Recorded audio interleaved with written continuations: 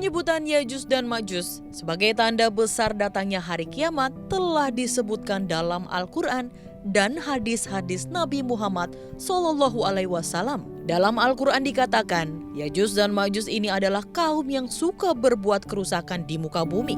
Banyak dalil yang dapat dikaji secara literatur ilmiah.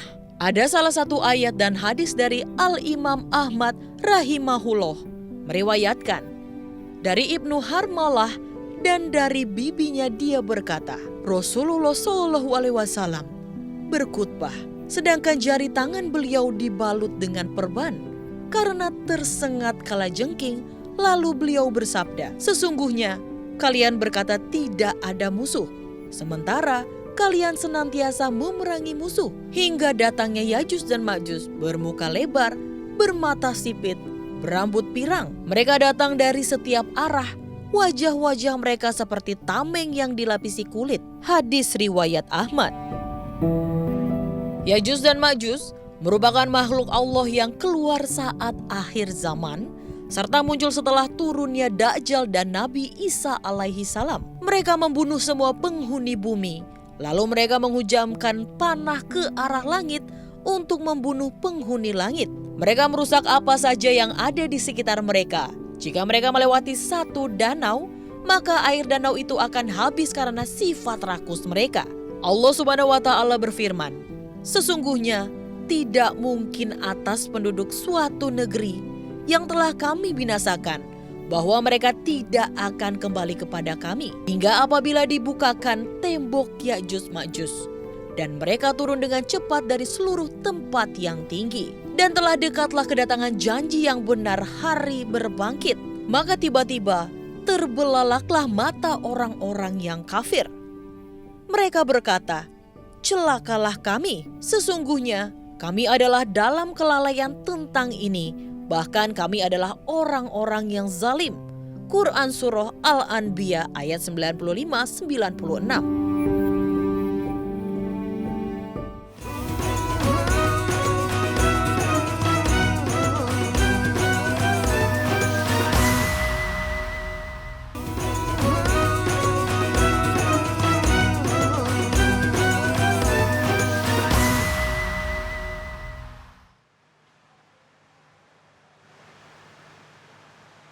أعوذ بالله من الشيطان الرجيم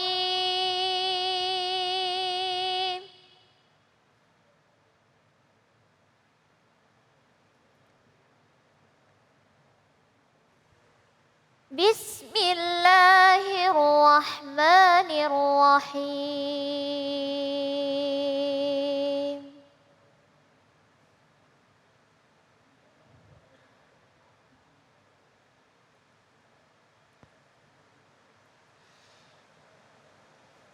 ولا يحسبن الذين كفروا أنما نملي لهم خير لأنفسهم إنما نملي لهم ليزدادوا إثما ولهم عذاب مهين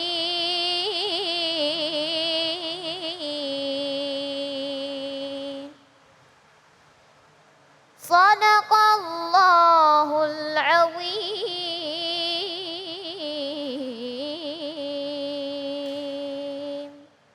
Maha benar Allah dengan segala firman-Nya, Kaila. Masya Allah.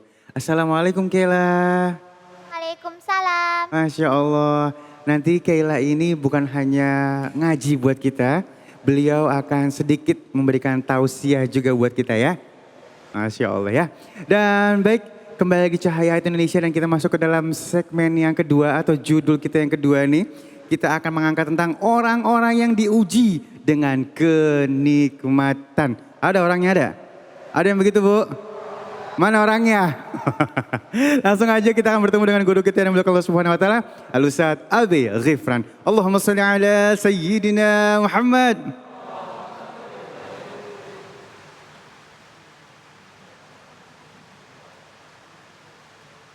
Bismillahirrahmanirrahim. Assalamualaikum warahmatullahi wabarakatuh. Waalaikumsalam warahmatullahi wabarakatuh.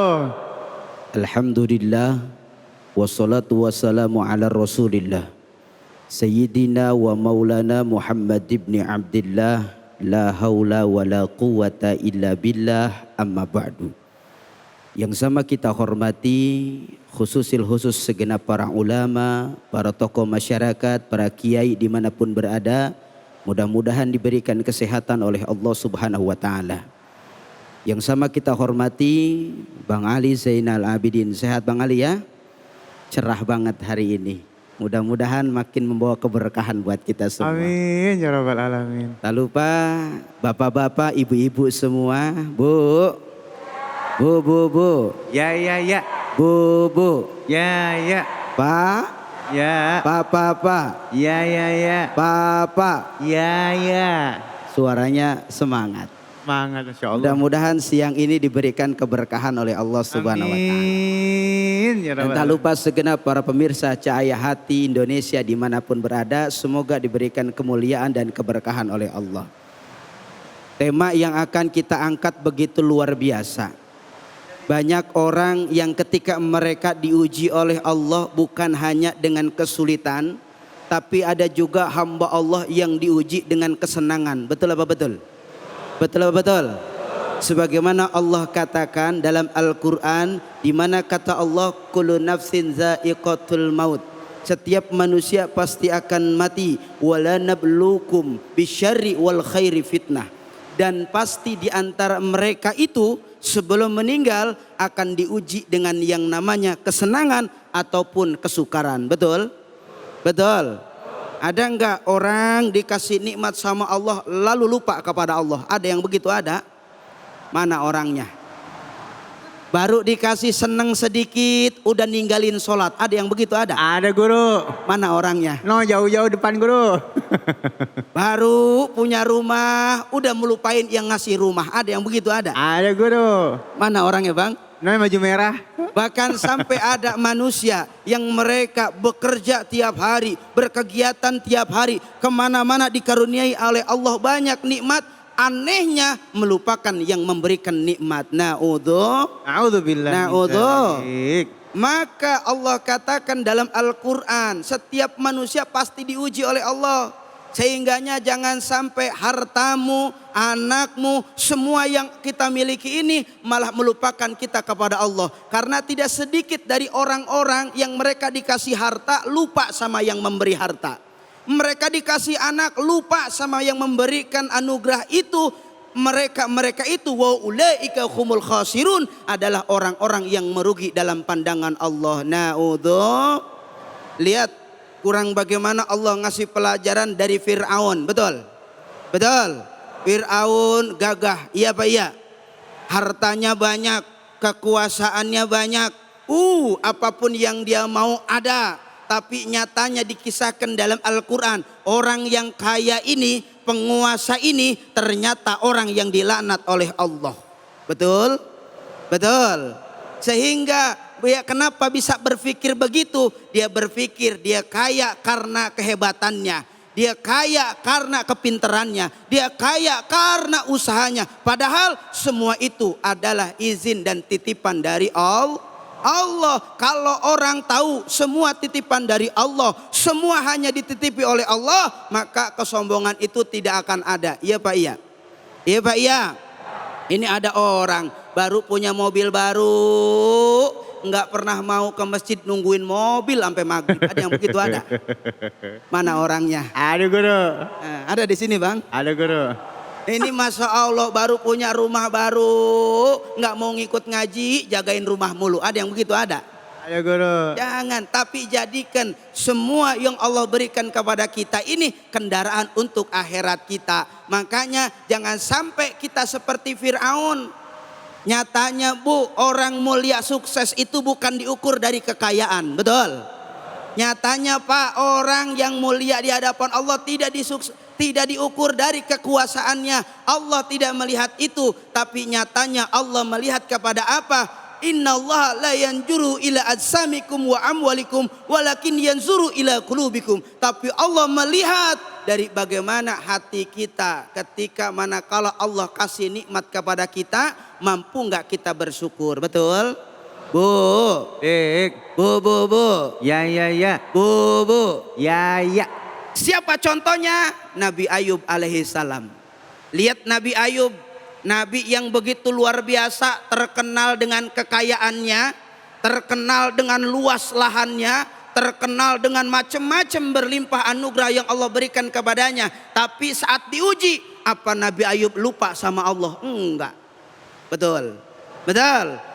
Kata iblis, ya Rob, aku akan uji hambamu yang bernama Ayub. Aku akan hilangkan semua hartanya. Aku mohon kepadamu, kalau dia masih beriman, berarti dia orang yang soleh. Ternyata dihilangkan semua hartanya Nabi Ayub. Nabi Ayub tetap sabar, Nabi Ayub tetap syukur, Nabi Ayub tetap mendekatkan diri kepada Allah. Alhamdulillah. Ini contoh buat kita orang yang selamat. Maka jangan sampai kita baru saja dikasih nikmat, udah lupa sama emak. Ada yang begitu ada. Belum nikah bang, baik banget sama orang tua. Udah nikah pelit banget. Ada yang begitu ada. Ada guru. Mana orangnya? No. Sama orang tua, aduh pelit. Aduh, jangan ya Bu ya, jangan ya Bu ya. Iya. Belum punya aja ngomongnya begini. Ntar kalau gue udah kaya, gue mau sodakoh. Ada yang begitu. Udah kaya enggak sodakoh. Ada yang begitu ada? Banyak guru. Mana orangnya? No. Cerita dia mari ngopi sama temennya. Doain gua. Ntar kalau gua meleduk, apa yang meleduk?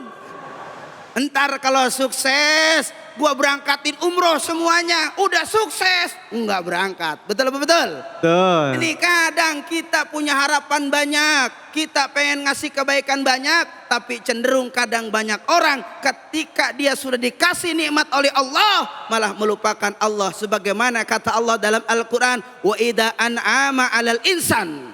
Apabila seseorang itu sudah diberikan nikmat oleh Allah, nih dia kadang-kadang kalau diberikan nikmat itu susah, sombong, angkuh. Ada yang begitu ada? Ada yang begitu ada? Ada. Mana orangnya? No. Udah dikasih nikmat, angkuh. Kalau dia dalam penderitaan ngedoa mulu. Ada nggak yang begitu? Ada guru. Lagi susah aja ibadah. Ada orangnya ada? Ada. Mana orangnya? No. Duit kagak punya. Kerjaan nggak ada. Iya Pak iya. Sama bini berantem mulu. Ada yang begitu? Mana orangnya? Nih. Nggak punya, susah, minta mulu sama Allah. Itulah sifat manusia kata Rasulullah. Ketika mereka susah, ketika mereka nggak punya, ketika mereka belum mendapatkan sesuatu yang diharapkan, dia minta sama Allah, dia sujud kepada Allah, dia memohon kepada Allah. Tapi anehnya, ketika sudah diberi oleh Allah, malah sibuk dengan dunianya. Ada yang begitu? Ada guru. Apa Allah katakan? La tulhikuna amwalakum wa auladikum an dzikrillah faman yaf'al dzalika faulaika humul khasirun. Banyak di antara hamba Allah ketika dikasih harta, dia malah melalaikan yang memberikan harta. Tuh, Pak. Ya. Bapak. Ya. Ini melain. Sebelum punya duit sama istri setia. Udah punya duit malah baikan sama janda. Ada yang begitu ada? Aduh. Mana orangnya? Aduh. Mana orangnya? Aduh. Iridan sama bini pelit. Ada yang begitu ada? Ada. Ada laki yang hitungan sama bininya ada? Ada guru. Mana orangnya? Yang bersila. Ayo, bagaimana cara bentuk syukurnya?